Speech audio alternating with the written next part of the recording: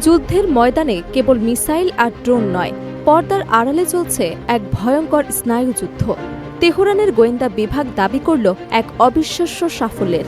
ইরানের পরমাণু স্থাপনা এবং সামরিক সদর দপ্তরের ভেতরে হানা দেওয়া এক বিশাল ইসরায়েলি গুপ্তচর নেটওয়ার্কের মূল উৎপাদন করছে তারা। মোসাদের প্রশিক্ষিত এই স্লিপার সেলগুলো কিভাবে বছরের পর বছর ইরানের চোখের সামনে কাজ করে যাচ্ছিল, তাদের পরবর্তী টার্গেট কি ছিল, খোদ পরমাণু বিজ্ঞানীরা।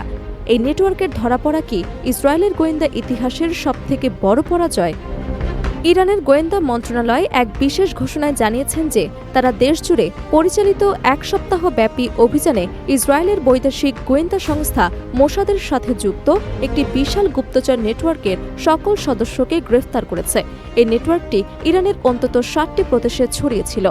তেহরান দাবি করেছে এই চক্রটি অত্যন্ত আধুনিক প্রযুক্তির মাধ্যমে ইসরায়েলের সাথে যোগাযোগ রক্ষা করত এবং ইরানের স্পর্শকাতর সামরিক তথ্যগুলো পাচার করত।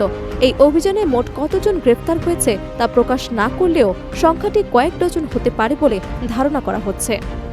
ইরানি গোয়েন্দাদের মতে এই গুপ্তচর নেটওয়ার্কের প্রধান কাজ ছিল ইরানের পারমাণবিক স্থাপনাগুলোর নিরাপত্তা ব্যবস্থা পর্যবেক্ষণ করা এবং গুরুত্বপূর্ণ বিজ্ঞানীদের দৈনন্দিন চলাচলের তথ্য সংগ্রহ করা। গোয়েন্দা প্রতিবেদনে বলা হয়েছে, মোসাদ এই চক্রটি দিয়ে গত কয়েক মাসে বেশ কয়েকটি নাশকতামূলক হামলার পরিকল্পনা করেছিল। বিশেষ করে ইরানের ইউরেনিয়াম সমৃদ্ধকরণ কেন্দ্রগুলোতে সাইবার হামলা এবং বিজ্ঞানীদের বাসভবন লক্ষ্য করে অতর্কিত হামলার নীল নকশা তৈরি করা হয়েছিল, যা এখন ইরানি গোয়েন্দাদের হাতে। অনুসন্ধানে বেরিয়ে এসেছে যে এই নেটওয়ার্কের সদস্যরা সরাসরি ইরানি নাগরিক হলেও তারা প্রতিবেশী একটি দেশের মাধ্যমে মোসাদের কাছ থেকে প্রশিক্ষণ গ্রহণ করেছিল। তাদের কাছে থাকা অত্যাধুনিক স্যাটেলাইট ফোন, ডিক্রিপশন ডিভাইস এবং বিপুল পরিমাণ বৈদেশিক মুদ্রা জব্দ করা হয়েছে। মোসাদ তাদের এই কাজের জন্য ক্রিপ্টোকারেন্সির মাধ্যমে অর্থ প্রদান করত, যাতে লেনদেনের কোনো চিহ্ন না থাকে। এই গ্রেফতারি অভিযান প্রমাণ করেছে ইরানের অভ্যন্তরে ইসরায়েলের যে ইন্টেলিজেন্স চেইন ছিল তাতে বড় ধরনের ফাটল সৃষ্টি হয়েছে। সামরিক বিশ্লেষকদের মতে ইসরায়েল এখন সরাসরি হামলার চেয়ে ইরানের ভেতরে স্লিপার সেল তৈরির দিকে বেশি মনোযোগ দিচ্ছে।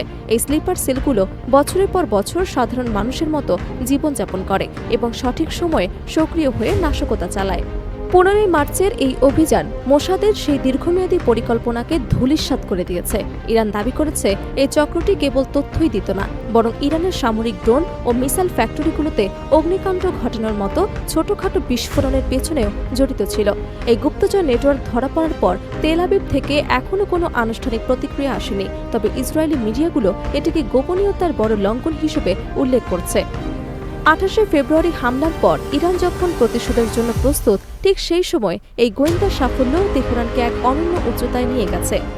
এই ঘটনা কেবল গোয়েন্দা লড়াই নয়, বরং আসন্ন দিনগুলোতে ইরান ইসরায়েল সরাসরি সংঘাতের গতিপথ নির্ধারণ করতে পারে। তেহরান এখন দাবি করছে এই নেটওয়ার্কের মাধ্যমে তারা মোসাদের আরও গভীরে পৌঁছাতে সক্ষম হবে। মোসাদের মতো তুখোড় গোয়েন্দা সংস্থাকে কি তবে টেক্কা দিচ্ছে ইরান? এই বিশাল গুপ্তচর নেটওয়ার্ক ধরা পড়া কি যুদ্ধের আগুনকে আরও উস্কে দেবে?